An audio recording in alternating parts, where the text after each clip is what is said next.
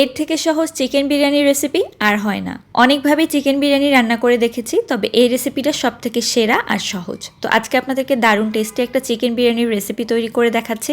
প্রথমে 2টা তেজপাতা, 3টা দারুচিনি নিয়ে নিচ্ছি, 4-5টার মতো সবুজ এলাচ, একটা বড় কালো এলাচ নিয়ে নিচ্ছি, স্টার মশলার অর্ধেকটারও কম নিয়েছি, 7-8টার মতো লবঙ্গ, জয়ত্রী নিয়ে নিয়েছি, তার সাথে জয়ফল। এগুলো খুব সামান্য পরিমাণে নিতে হবে।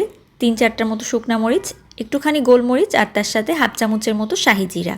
তো মশলাগুলোকে কিন্তু না ভেজেই একদম ব্লেন্ডারে মিহি করে ব্লেন্ড করে নিতে হবে। 1/2 কাপ টক দই দিয়ে চিকেনটাকে ভালো করে ম্যারিনেট করে রেখেছি, তার সাথে একটু লবণ দিয়েছিলাম। তো এখন এখানে 1/2 কাপের মতো পেঁয়াজ কুচি, 2 চামচ পরিমাণে আদা বাটা, 2 চামচ রসুন বাটা দিয়েছি।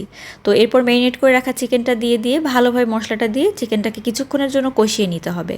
কষানো হয়ে গেলে তেলটা উপরের দিকে উঠে আসলে এখানে 2 কাপ পরিমাণে আমি পোলাও চাল দিয়ে দিচ্ছি। চালটাকে আধা ঘন্টার জন্য ভিজিয়ে রেখেছিলাম, তারপর পানি ঝরিয়ে সেই চালটা দিয়ে দিয়েছি। তো এখন এখানে পানি দিয়ে দিলাম। তো 2 পট চালের জন্য আমি এখানে 4.5 পটের মতো পানি ব্যবহার করেছি। তো তারপর স্বাদ মতো লবণ দিয়ে আর 2 চামচ পরিমাণ দুধ দিয়ে দিয়েছি। তো এখন দমে রেখে লাস্টে একটু ঘি দিয়ে দিলাম। তো 10-15 মিনিট দমে রাখলে কিন্তু চালটা ভালোভাবে ফুটে যায়। আর তারপর ঘি দেওয়ার পর আরও 5 মিনিট রেখেছিলাম। তৈরি হয়ে গেল চিকেন বিরিয়ানি।